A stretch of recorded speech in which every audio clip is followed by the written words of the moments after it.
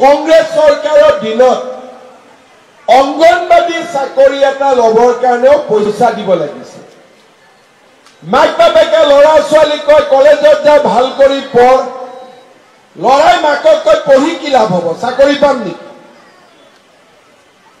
বোলে বাবা পঢ়চোন, বোলে পঢ়ি কি লাভ হ'ব, তোৰ পইচা আছে ঘোষ দিবৰ কাৰণে। ল'ৰা ছোৱালী ঘৰতে বিদ্ৰোহী হৈ আছে, পইচা নিদিলেতো চাকৰি নাপায়। আৰু 10 জনে পঢ়ি শুনি বোলে চাকৰিটো নিদিয়ে আলফাত যাম। এনেকুৱা আমাৰ অসমৰ পৰিৱেশ আছে। যোৱা 4 বছৰত মই 1.5 লাখ ল'ৰা ছোৱালীক চাকৰি দিলো, কোনো বাপৰ বেটাই তামোল এখনো খাব পৰা নাই। মাত্ৰ 4 বছৰৰ ভিতৰতে যিখন অসমত দুৰ্নীতি নহলে একো কাম নহৈছিল, আজি লাহে লাহে সমাজখনৰ জীৱনলৈ পৰিৱৰ্তন আহিছে। মানুহৰ সমস্যাবিলাক সমাধান হৈছে। এতিয়া অসমত উদ্যোগ আহিব।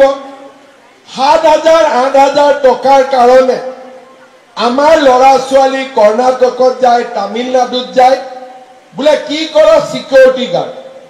কিমান টকা দৰমহা? 8,000। বেমাৰ হলেও চিকিৎসা কৰিব নোৱাৰে, ঘৰলৈকেও টকা পঠাব নোৱাৰে। আজি এবাৰ যদি আমি অসমত উদ্যোগ বহাব পাৰো, সেই গোটেই ল'ৰা ছোৱালী বিলাকক আমি অসমলৈ উভতাই আনিব পাৰিম। মাকৰ ল'ৰা মাকৰ বুকুলৈ উভতি আহিব পাৰিম। কোনেও আগত চিন্তা কৰা নাছিল টকা নিদিয়াকৈ চাকৰি হবনে, অসমত ক'ত আম্বানী আদানী আহিব। কিন্তু আজি পৰিৱৰ্তন হ'ল। আগতে মানুহে ডিব্ৰুগড় যাওঁতে ফোন কৰে, ক'ৰবাত ৰাস্তাত বন্ধ আছে নেকি, বোলে ৰেলত যাম, বোলে আজি ৰেল বন্ধ আছে নেকি। আজিকালি আপোনালোকে নিজে কোনবাই এইবোৰ কথা পাতেও নেকি? মই যদি এইখিনি কথা নকলেহেঁতেন আপোনালোকৰ মনতেই নপৰিলে। কিয়? আমাৰ জীৱনলৈ ভাবিব নোৱাৰা পৰিৱৰ্তন আহিছে।